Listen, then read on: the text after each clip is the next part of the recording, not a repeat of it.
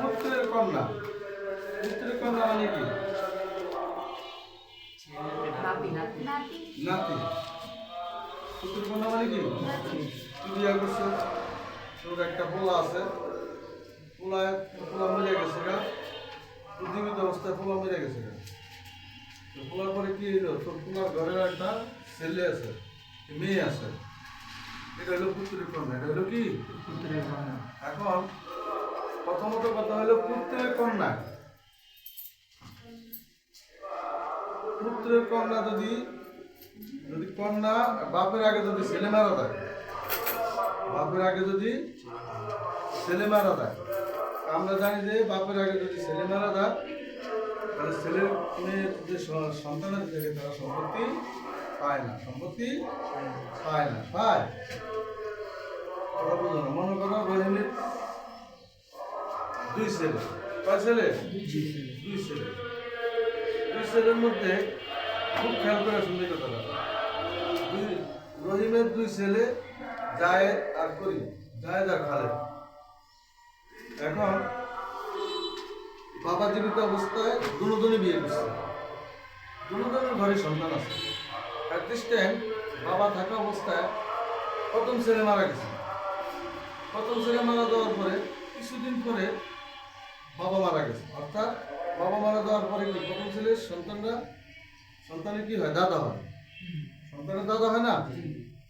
এখন দাদা যে মারা গেছে, এই দাদার সম্পত্তি থেকে যে প্রথম ঘরে যে ছেলেমেয়েরা আছে, ছেলেমেয়েরা সম্পত্তি পাবে না। ছেলেমেয়েরা, এখন তোমাদের প্রশ্ন, ছেলেরা কেন সম্পত্তি দেবে না? দিতে পারে না? হুজুর হেরা এত দুই ভাই দুজনই তো একই বাপের থেকে এসে, এক বাপে। মনে করো দাদা মারা গেছে, বাপ মারা যাওয়ার কিছুদিন পরে দ্বিতীয় ছেলেও মারা গেছে, কিন্তু দ্বিতীয় ঘরে ছেলে মেয়েরা সম্পত্তি পাবে। প্রথম ছেলে মেয়ের ঘরে ছেলের সম্পত্তি পাবে না। কেন? প্রথম ছেলে বলো কথাটা তোমরা বুঝছো? একজনের দুই ছেলে, ভালো করে মনে করতে শুন, একজনের দুই ছেলে দুই ছেলের বিয়ে করেছে বাপে, এবং দুই ছেলের ঘরে কি হয়েছে? নাতি হয়েছে। হওয়ার পরে কিছুদিন পরে বাপ জীবিত অবস্থায় প্রথম ছেলে মারা গেছে। মারা যাওয়ার পরে বাপের সুখে, মনের কষ্টে, দুঃখে, বেদনায় প্রথম ছেলে দুঃখে বেদনার পর কিছুদিন পরে দ্বিতীয় ছেলে মারা গেছে। এখন সম্পত্তিটা বন্টন হবে, সম্পত্তিটা নিয়ে ভেজাল লাগছে। সম্পত্তিটা বন্টন হওয়ার কাছে প্রথম ছেলে মেয়ের যে ছেলে মেয়ে আছে না, তারা কেউ কোনো সম্পত্তি পাবে না। দ্বিতীয় ধরনের যে ছেলে মেয়ে আছে তারা টোটাল সম্পত্তিটা তারাই পাবে। দেখছো ওই হালা ছেলে কেমন? আচ্ছা, এখন ফর এক্সাম্পল ধরো তোমার বাবা জীবিত আছে। এখন তুমি কি বলতে পারবা যে বাবা তোমার তো আমি তোমার সম্পত্তিতে যা পাবো আমার দিয়ে দাও? এটা বলতে পারবি? পারবা? একদম তোর কিচ্ছু তুমি বাইর করে দিবি, কিছু করার ক্ষমতা আছে? প্রথম ছেলে যখন মারা গেছে, সে তখন সম্পত্তির মালিক ছিল। সে মারা গেছে কি অবস্থায়? সম্পদবিহীন অবস্থায় মারা গেছে। প্রথম ছেলে যখন মারা গেছে সে কিভাবে সম্পত্তি তখন মালিক হয়েছে? সম্পত্তির মালিক কেন হয় কখন? মারা যাওয়ার পর সম্পত্তির মালিক হয়। এখন প্রথম ছেলে যখন মারা গেছে তখন সে কি সম্পত্তির মালিক ছিল? তাহলে সে সম্পদবিহীন অবস্থায় মারা গেছে, তো হ্যাঁ ছেলে মেয়ের পাবে কোথা থেকে? আকাশের থেকে? ইসলাম ইজ এ সায়েন্টিফিক রিলিজন। ইসলাম হলো একটা কি? বিজ্ঞানসম্মত। আমার দিকে তাক, আমার চেহারা খারাপ হলে আমার দিকে তাকাচ্ছি। কথা বাংলা বুঝছো? কেন পাবে এবার বুঝছো তো? কারণ জীবিত অবস্থায় কোনো সন্তানের বাপের সম্পত্তির মালিক হয় না। প্রথম ছেলে যখন মারা গেছে তখন তো সে তো বাপের সম্পত্তির মালিক হয় নাই। তখন সে তার ছেলে মেয়েরা সম্পত্তি পাবে, ছেলে তো অনেক দূরে, এই তো মালিক হয় না, তার ছেলে মেয়েরা সম্পত্তি মালিক হবে।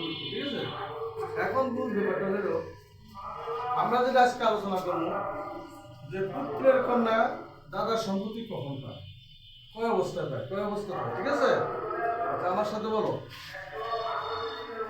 সম্পত্তি পায় পুত্রের কন্যা তার দাদার থেকে সম্পত্তি পায় 6 অবস্থায়। কয় অবস্থায়? 6 অবস্থায়।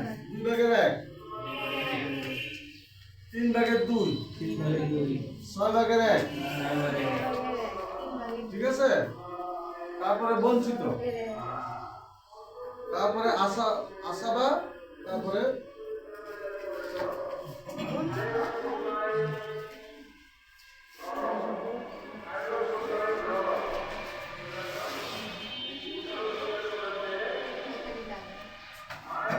আবার শুনো পুত্রের কন্যা, আবার শুনো আমার দিকে তাকাও। 2 ভাগের 1, 3 ভাগের 2, 6 ভাগের 1, বঞ্চিত, আশাবা, বঞ্চিত। ঠিক আছে, এই যে দেখো 1 পুত্রের কন্যা 6 অবস্থা। কয় অবস্থা? 6 অবস্থা। পুত্রের কন্যা সম্পত্তি পায় কার থেকে? দাদা থেকে। দাদা থেকে সে কখন সম্পত্তি পাবে বা কয় অবস্থা? 6 অবস্থা। 1 নম্বর, আচ্ছা আমি আগে অংশগুলো বলি। 2 এর 1, 3 এর 2, 6 এর 1, মাহরুম বঞ্চিত, তারপরে আসাবা, আর 6 নম্বর হলো মাহরুম। ঠিক আছে, কয় অবস্থা? 6 অবস্থা। বলো বাপ। 2 এর 1, 3 এর 2, 6 এর 1, বঞ্চিত, আশাবা, বঞ্চিত। কথা ক্লিয়ার হয়েছে? এক নম্বরে আমরা আসি কখন মৃত। আচ্ছা রহিম তো অনেক মারছে যে খালেদের মারি মৃত খালেদ, এই খালেদ মেরে গেছে। খালেদের কি নাই? পুত্র নাই, কন্যা নাই, কন্যা